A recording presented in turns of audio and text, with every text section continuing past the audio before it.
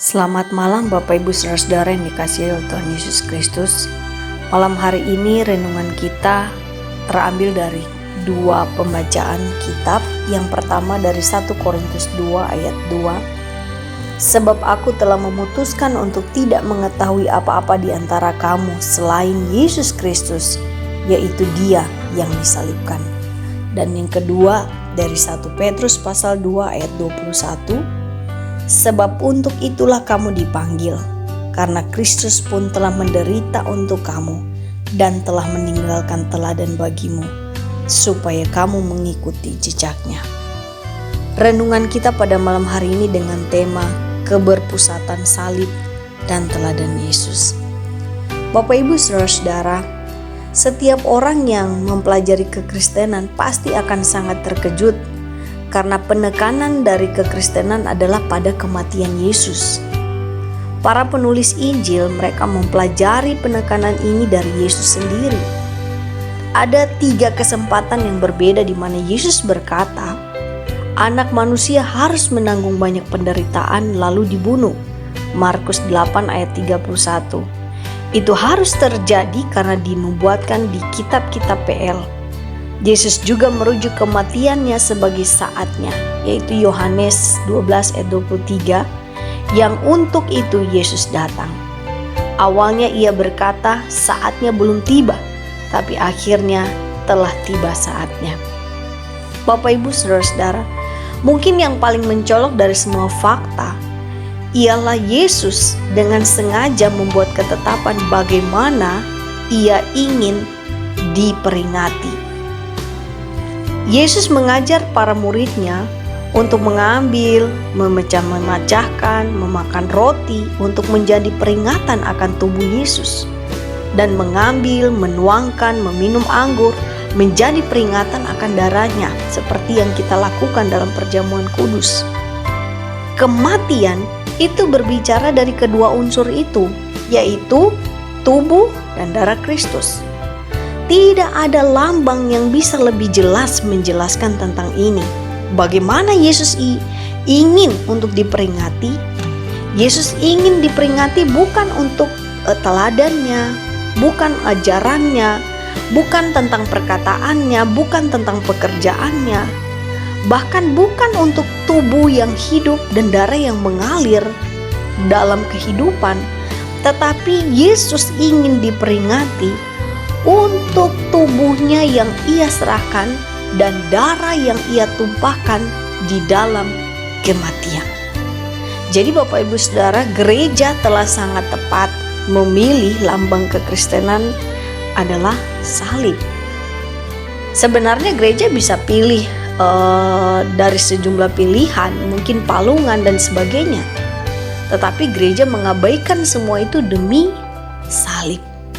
Pemilihan salib sebagai lambang utama kekristenan itu adalah sesuatu yang luar biasa. Karena apa Bapak Ibu?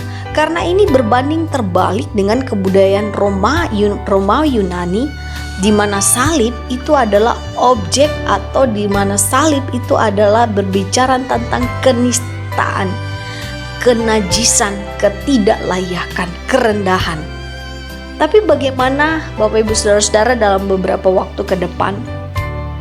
Saya ingin membawa kita kepada seri di mana kita akan belajar lebih dalam bagaimana Rasul Paulus dan Rasul yang lain, Petrus dan yang lain, yang mengatakan bahwa justru kita semakin bermegah di dalam salib yang adalah kenistaan, kebodohan bagi orang dunia.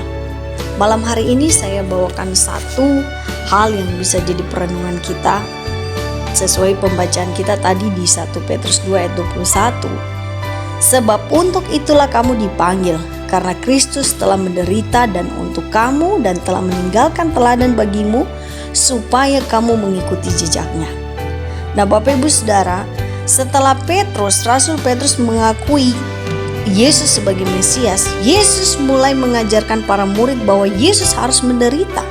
Tapi Petrus tidak setuju. Bahkan Petrus berkata dalam Matius 16 ayat 22, kiranya Allah menjauhkan hal itu sekali-kali tidak akan menimpa engkau. Tapi dalam perjalanan kemudian Petrus sadar bahwa kematian Yesus itu adalah sesuatu yang mutlak dan harus terjadi. Bapak Ibu Saudara-saudara, Petrus mengkhawatirkan para hamba-hamba Kristus. Katanya bahwa mereka itu harus memikul penderitaan yang tidak adil itu, tapi memikulnya dengan tabah. Tapi ini merupakan bagian dari panggilan orang Kristen. Kenapa? Karena Yesus, meski Yesus tidak berdosa, tapi sewaktu dia menderita untuk kita dan dia tidak membalas. Yesus meninggalkan teladan untuk saya dan saudara-saudara mengikuti jejaknya. Kalau hari ini saudara-saudara yang saya kasih dalam Tuhan Yesus Kristus, kalau kita menyerah pada penderitaan yang kita alami secara tidak adil dan kita merasa bahwa tidak ada tempat untuk keadilan lagi, apakah kita akan membiarkan orang jahat itu semakin jahat menginjak-injak kita sehingga kejahatan itu semakin tumbuh subur? Tidak. Tapi 1 Petrus 2 ayat 23 memberikan jawaban bagi kita. Nas ini mengatakan bahwa Yesus tidak membalas, melainkan Yesus menyerahkan dirinya kepada Dia yang menghakimi dengan adil. Jadi Bapak Ibu Saudara-saudara, perenungan bagi saya dan saudara-saudara malam hari ini adalah ketika saya dan saudara-saudara berkata bahwa aku adalah pengikut Kristus, ingat, salib adalah lambang kekristenan. Dan dimanapun saya dan saudara-saudara berada, bermegahlah di dalam salib itu. Karena ingat, ada darah dan tubuh Kristus yang tercurah di dalam kematian untuk saya dan saudara-saudara. Yang kedua, ketika kita mengalami satu penderitaan yang tidak adil, bahkan tidak mengalami keadilan, bahkan ketika apakah kita harus membiarkan orang jahat menginjak-injak kita dan harus membalas? Lihat firman Tuhan pada malam hari ini. Yesus tidak membalas, melainkan menyerahkan dirinya kepada Dia yang menghakimi dengan adil. Tidak membalas bukan berarti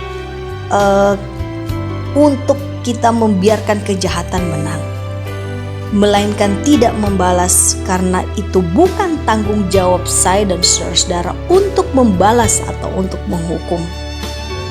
Ini adalah tanggung jawab hakim yang adil. Jadi biarlah kasih keadilan itu tidak bertentangan, tapi justru mereka saling melengkapi karena kita lihat itu terjadi di dalam diri Yesus. Tuhan berkati saya dan saudara-saudara dengan firman-Nya pada malam hari ini. Shalom.